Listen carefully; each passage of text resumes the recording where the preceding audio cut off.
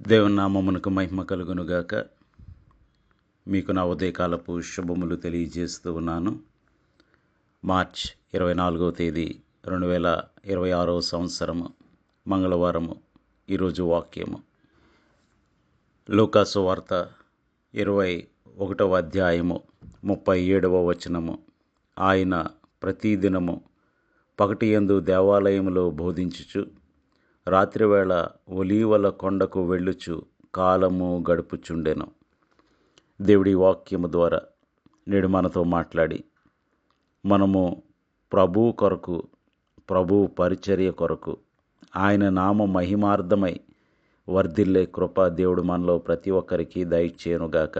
ఆమేన్. ప్రభు అయిన యేసు ఆది అంతమై ఉన్న దేవుడు, మొదటివాడు కడపటివాడును, ఆల్ఫా ఒమేగా అయ్యున్న దేవుడు, నిత్యుడగు తండ్రి.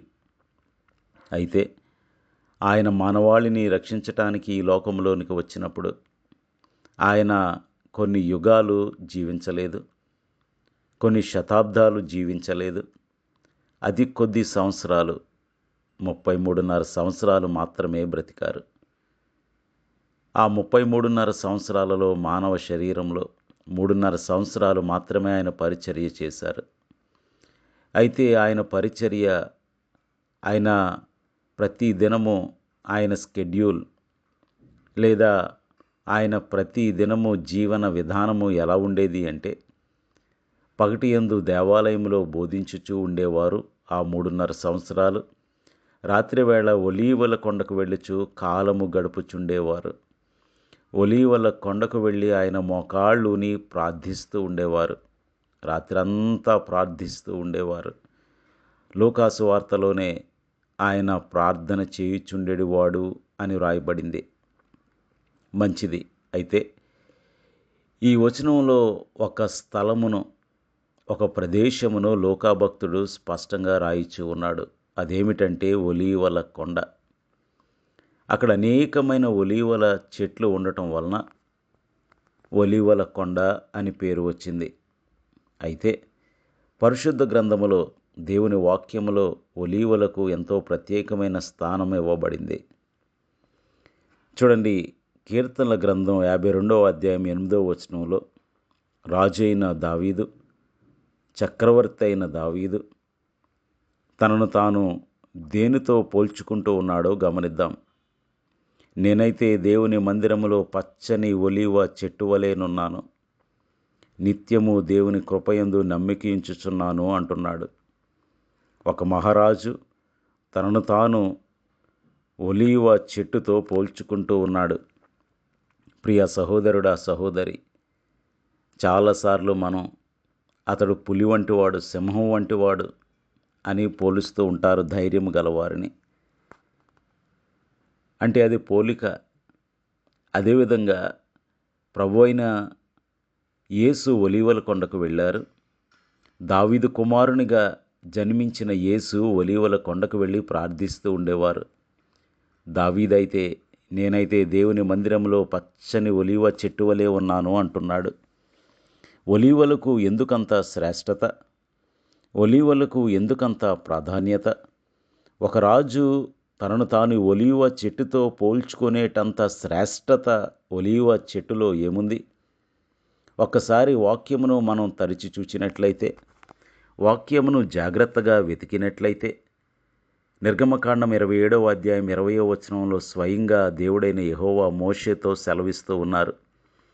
ఆయన మందిరము అనగా ఆ దేవాలయము, ఆ పరిశుద్ధ నిబంధన మందసము, దానిని ఏ విధంగా సమస్తము జరిగించాలో మోషేకు ఆజ్ఞాపిస్తూ, నేర్పిస్తూ, ఇన్స్ట్రక్షన్స్ ఇస్తూ 27వ అధ్యాయం 20వ వచనం నిర్గమకాండములో, మరియు దీపము నిత్యము వెలిగించున్నట్లు ప్రదీపమునకు దంచి తీసిన అచ్చము ఒలీవల నూనె తేవలనని ఇశ్రాయేలీయులకు ఆజ్ఞాపించుము అంటున్నాడు. దీపము నిత్యము వెలిగించున్నట్లు. ఎక్కడ దీపమండి? దేవుని మందిరములో దీపము. ఏం తీసుకురావాలి? ఆ దీపము ఏ నూనెతో వెలిగించాలి? దంచి తీసిన అచ్చము ఒలీవల నూనె. అచ్చము అనగా స్వచ్ఛమైన. కాబట్టి ఒలీవల చెట్ల నుండి వచ్చేవి ఒలీవ కాయలు. ఆ ఒలీవ కాయలను ఎండబెట్టి వాటిని దంచితే వచ్చేది ఒలీవల నూనె. అది దంచి తీయాలి, అది నలగగొట్టబడాలి, అది క్రష్ చేయబడాలి. అది నలగగొట్టబడినప్పుడు దాంట్లో నుండి స్రవించే ఆ స్వచ్ఛమైన ఒలీవల నూనె దేవుని మందిరమునకు తీసుకుని రావాలి. ఎందుకు? దీపము నిత్యము వెలిగించున్నట్లు. ఆ దీపము నిత్యము వెలగాలంటే ఒలీవల కాయలు దంచబడాలి, ఎండబెట్టబడాలి, దంచబడాలి, నలగగొట్టబడాలి. ఆ నూనెను దీపము వెలిగించుటకు ఉపయోగించాలి. ఏ విధంగా ఒలీవల చెట్టు నుండి వచ్చిన ఫలము నలగగొట్టబడి, దంచబడి, నూనె తీయబడి, ఆ నూనె దేవుని మందిరమును వెలుగుతో నింపటానికి ఉపయోగపడుతుందో, ఉపయోగించాలని ప్రభువు ఆజ్ఞాపించాడో, ఇప్పుడు దేవుని మందిరములో పచ్చని ఒలీవ చెట్టు వలె ఉన్నానన్న దావీదు కుమారునిగా జన్మించిన ప్రభు అయిన యేసు ఒలీవల కొండకు వెళ్ళి ప్రార్థిస్తూ ఆయన జ్ఞాపకం చేసుకున్నాడేమో. ఏ విధంగా ఒలీవ చెట్టు నలగగొట్టబడి దేవుని మందిరమును వెలుగుతో నింపాయో, దేవుని మందిరమునకు వచ్చేవారికి వెలుగును చూపించాయో, దేవుని మందిర పరిచర్య కొరకు ఉపయోగించబడ్డాయో, నేను కూడా దేవుని యొద్దకు వచ్చువారికి మార్గము చూపించే వెలుగవ్వాలి, మార్గము చూపించే వెలుగవ్వాలి అనుకున్నారు. అందుకనే ఆయన ఒలీవల చెట్ల నీడలో మోకరించినప్పుడల్లా, ఒలీవల చెట్ల మధ్యలో ప్రార్థించినప్పుడల్లా, ఈ ఒలీవ చెట్ల ఫలాలు ఏ విధంగా నలగగొట్టబడి దేవుని మందిరమును వెలుగుతో నింపుతున్నాయో, నేను కూడా నలగగొట్టబడి, నేను శ్రమల పాలై ఆయన యొద్దకు వచ్చువారి జీవితాలలో వెలుగును నింపాలి అని అనుకునేవారేమో, ఈ వాక్యమును జ్ఞాపకం చేసుకునేవారేమో. ప్రియ సహోదరుడా, సహోదరి, ప్రభువు నీ కొరకు నా కొరకు చేసిన గొప్ప త్యాగమును జ్ఞాపకం చేసుకుందాం. ఒలీవలు నీకు నాకు నేర్పిస్తూ ఉన్నాయి, మనం దేవుని కొరకు నలగగొట్టబడాలి. దేవుని మందిరమునకు వచ్చి వారి జీవితాలలో వెలుగును నింపాలి. ప్రభువు వెలుగు చేత మనం నింపబడాలి. ఆ వెలుగును ఈ లోకంలో నింపాలి. అందుకనే నిజమైన వెలుగు ఉండెను అని యోహాను భక్తుడు రాస్తూ ఉన్నాడు. నేను లోకమునకు వెలుగయ్యున్నాను అన్నారు ప్రభు. అంత మాత్రమే కాదు, మీరు లోకమునకు వెలుగై ఉన్నారు అంటున్నాడు. మరి ప్రియ సహోదరుడా, సహోదరి, నీవు దేవుని వెలుగు చేత నింపబడ్డావా? ప్రభు అయిన యేసే నిజమైన వెలుగని విశ్వసిస్తూ ఉన్నావా? విశ్వసించినట్లయితే ఆ వెలుగు చేత నింపబడ్డావా? నింపబడినట్లయితే ఎంతమంది జీవితాలను వాక్యమనే వెలుగు చేత నింపుతూ ఉన్నాం. ఎంతమంది జీవితాలను మేలు అనే వెలుగు చేత నింపుతున్నాం. ఎంతమంది జీవితాలను ప్రభు యొద్దకు నడిపిస్తూ ఉన్నాం. దేవుని వెలుగు నీలో ఉందా? దేవుని వెలుగు చేత నింపబడ్డావా? ప్రభు అయిన యేసు ఏ విధంగా ఒలీవలు నలగగొట్టబడి, దంచబడి, వాటిలో నుండి వచ్చిన నూనె దేవుని మందిరమును వెలుగుతో నింపడానికి ఉపయోగిస్తారో, అదేవిధంగా ఆయన కూడా నలగగొట్టబడ్డాడు నీ కొరకే, నా కొరకే. మరి ఆయన ప్రేమను గమనిద్దాం, గుర్తిద్దాం, గ్రహిద్దాం, దానికి తగినట్లుగా జీవిద్దాం.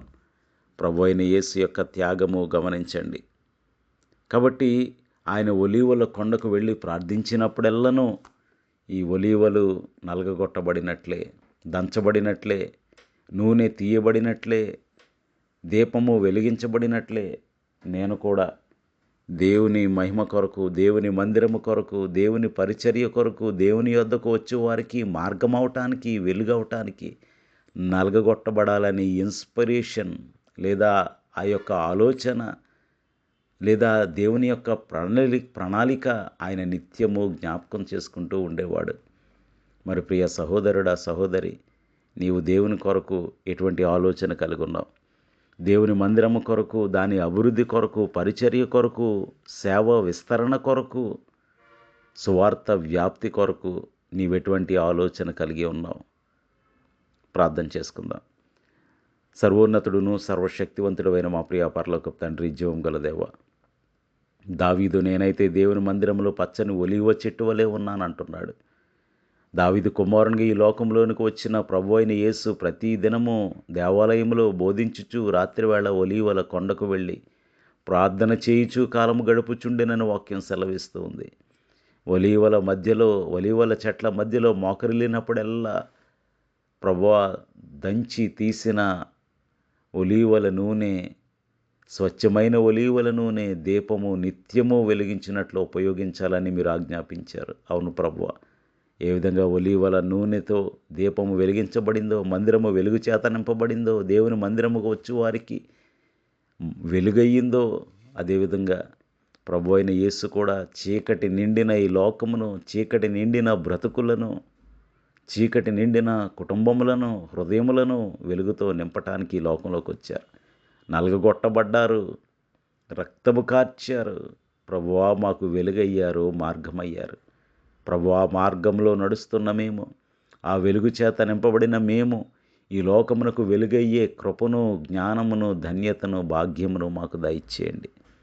ఇంకా ఎవరైతే బాధ్యత లేని జీవితాలు జీవిస్తూ ఉన్నారో, ఎవరైతే సమర్పణ లేని బ్రతుకులలో ఉన్నారో, ఎవరైతే ఇంకా చాలా తేలికగా తీసుకుంటూ ఉన్నారో, ప్రభువా, నీ ప్రేమను, త్యాగమును గుర్తించిన వారమై దానికి తగినట్లుగా నీ వెలుగు చేత నింపబడి అనేక మంది జీవితాలను వెలుగులతో నింపే కృప మాలో ప్రతి ఒక్కరికి దయచేయమని, మెట్టుకు నీ మందిర పరిచర్యలో ఘనమైన, బలమైన, విలువైన పాత్రలుగా వాడబడే కృప మాకు అనుగ్రహించమని, మా కొరకు సిలువలో నలగగొట్టబడిన యేసు నామములో స్తుతించి వినయముగా వేడుకొనుచున్నాము తండ్రి. ఆమేన్. మీ అందరికీ నా వందనములు. ప్రభు పరిచర్యలో మీ సహోదరుడు దిలీప్ బాబు.